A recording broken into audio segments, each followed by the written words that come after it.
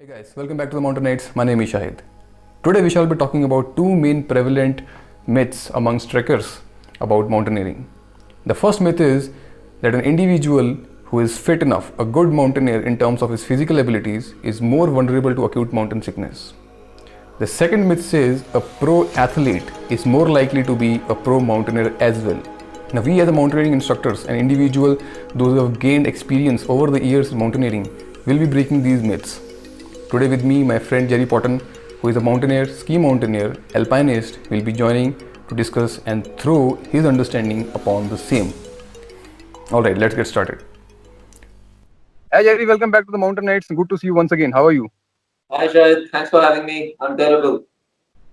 I'm sure you are feeling terrible, unable to access the mountains. The heat, the humidity, it's never good for me. Right, I can understand that. Alright Jerry, let's get to the point. Jerry, you must be aware of some of the myths very prevalent in the field of trekking amongst trekkers, especially regarding mountaineering and mountaineers. One of those myth is that says the fit individual, a fit mountaineer, is more vulnerable to AMS. That is, he's more likely to fall sick at high altitude. And the Okay. second myth says that a pro athlete is more likely to be pro even in the mountaineering. Now, we'll talk about these two myths one by one, starting from the first myth about a fit individual getting sick at high altitude. Now, before I take your understanding, I would like to share my understanding about the same. Well, as far as I understand, is that it's not about your fitness much, because it's more about how well you're acclimatized, how well you're conditioned before coming to high altitude, before starting your expedition.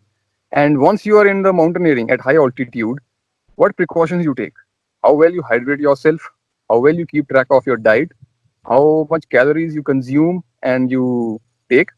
And the moment you become overconfident, reckless, and careless about all these aspects, no matter how fit you are, you are more likely to fall prey to acute mountain sickness. So ultimately, it's about making mistakes. Now, I would like you to share your understanding on the issue. Well, I don't know where you heard this or who told you this, but it's absolutely ridiculous. Yeah, It is like saying, don't be fit when you go to the mountains, which yeah, is absurd. I'll tell you why. Um, at sea level, you have, at any altitude, you have about 21% oxygen in the atmosphere. At sea level, the atmospheric pressure is 760 of mercury. yeah, And when you go higher, let's say 12,000 feet, that's about 3,600 meters, the atmospheric pressure is 483 of mercury, which means there's about 40% less oxygen in the atmosphere.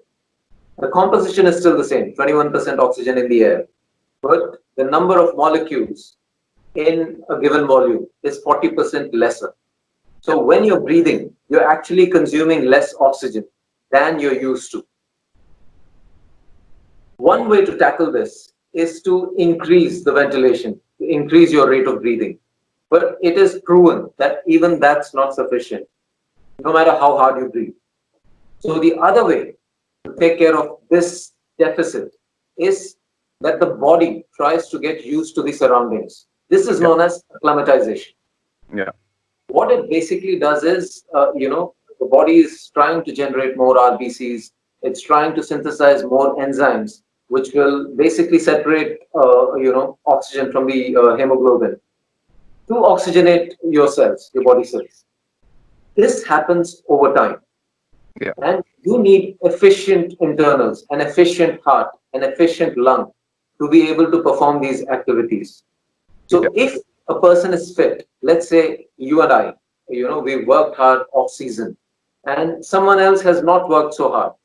So you and I would have a better chance at acclimatizing because off season we have trained hard, we have prepared for this trip yeah, compared to someone who's not preparing, who's not, working towards an expedition or a trek or whatever his objective.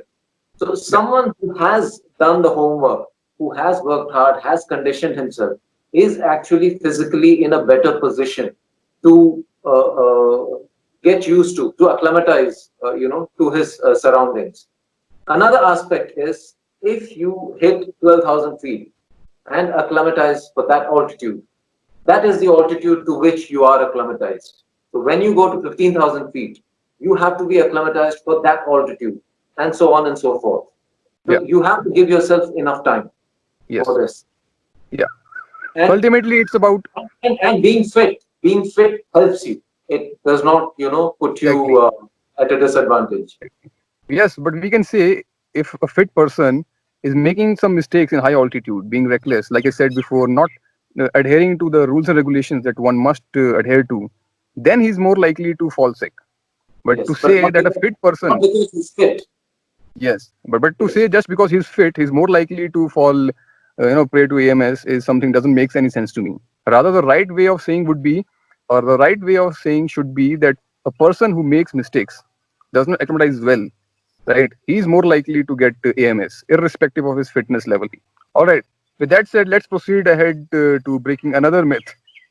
The second myth says that a pro athlete is more likely to be pro in mountaineering also just because he's pro athlete. Now, I disagree. So my friends, I hope this video was useful for you and it added to your knowledge and helped in breaking the myths which most of us has been living in. If you like such videos, please like, share and subscribe. We will be back with more such informative videos based upon realistic experience on ground. If you want to procure mountaineering or trekking equipment, get in touch with us. Get in touch with us if you want us to organize a trekking trip for you, a mountaineering expedition for you. We will be back soon. Till then, take care. Thank you.